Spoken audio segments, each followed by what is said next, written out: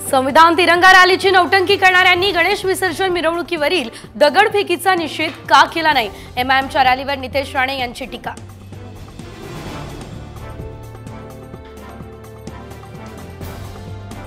कोल्हापूर उत्तर विधानसभा मतदारसंघावर आता ठाकरे गटाचा दावा। या मतदारसंघात सध्या काँग्रेसच्या आमदार जयश्री जाधव, त्यामुळे आता कोल्हापुरात देखील काँग्रेस ठाकरे गटात रस्सीखेच।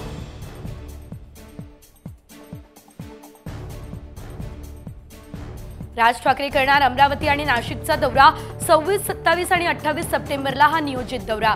पदाधिकारी बैठका आणि विधानसभा मतदारसंघांचा घेणार आढावा। राज्याची आर्थिक घडी उद्ध्वस्त झाल्याचे वास्तव लपवून सरकारचा फुकट घोषणांचा भडीमार, तर लाडकी बहीण लाडका भाऊ योजना फक्त लाडकी खुर्ची वाचवण्यासाठी, संजय राऊतांचा घणाघात। भाजपच्या निवडणूक समितीची आज दुपारी बैठक। उपमुख्यमंत्री देवेंद्र फडणवीस यांच्या उपस्थितीत बैठक। उमेदवारांच्या पहिल्या यादीवर चर्चा होण्याची दाट शक्यता। आमदार भास्कर जाधव यांच्या सांगण्यावरूनच अजितदादा यांची भेट घेतली। विक्रांत जाधव यांचं स्पष्टीकरण, तर भेटीत कुणालाही राजकीय हेतू नाही असं विधान। रिपाईचे उल्हासनगर जिल्हाध्यक्ष भगवान भालेराव यांचं पक्षातून निलंबन। पक्षाने कोणतीही नोटीस न देता निलंबित केल्याचा भालेराव यांचा आरोप।